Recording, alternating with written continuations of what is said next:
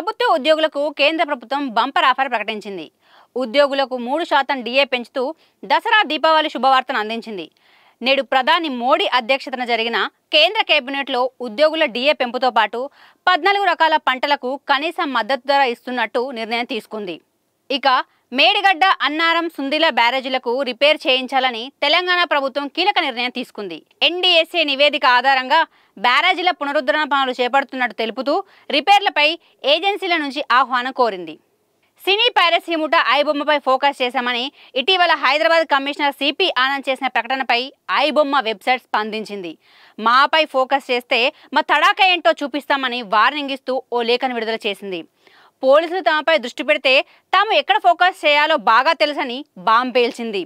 ఇక బీఆర్ఎస్ పార్టీతో తనకు ఎలాంటి సంబంధం లేదని తెలంగాణ జాగృతి చీఫ్ కల్వకుంట్ల కవిత మరోసారి స్పష్టం చేశారు. బీసీల అంశంలో గులాబీ నేతలు వారి మాటలను కార్యాచరణలో పెట్టాలని అన్నారు. అలాగే బతుకమ్మ వేడుకల్లో సీఎం రేవంత్ రెడ్డి పాల్గొనడం పట్ల కవిత హర్షం వ్యక్తం చేశారు. దసరా ఉత్సవాల సందర్భంగా ఏపీ ప్రభుత్వం రేపు విజయవాడలో అతిపెద్ద కార్నివాల్ నిర్వహిస్తోంది.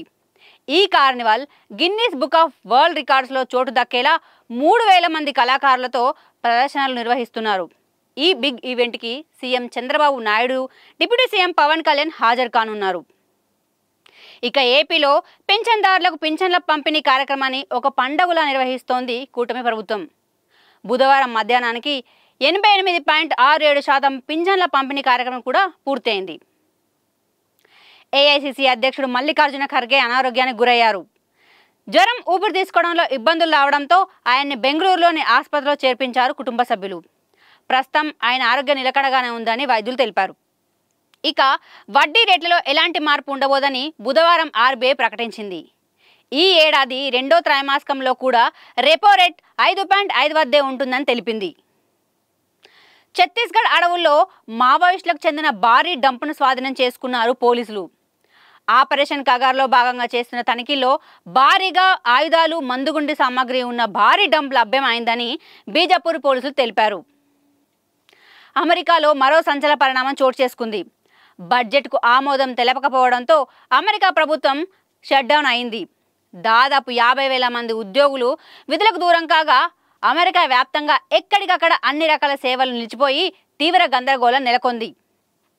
ఇక ఫిలిప్పీన్స్లో బుధవారం తెల్లవారుజామున రిక్టర్ స్కేల్పై 6.9 తీవ్రతతో భారీ భూకంపం సంభవించింది. ఈ ఘటనలో ఇప్పటివరకు 70 మంది చనిపోయినట్టు సమాచారం అందగా ఈ సంఖ్య భారీగా పెరిగే అవకాశం ఉందని తెలుస్తోంది. అనేక ఇళ్లు, వంతెనలు కూలిపోతున్న వీడియోలు ప్రస్తుతం సోషల్ మీడియాలో వైరల్ అవుతున్నాయి. సో ఇవండి రాష్ట్ర, దేశ, అంతర్జాతీయంగా జరిగినటువంటి వార్తల్లోని విశేషాలు.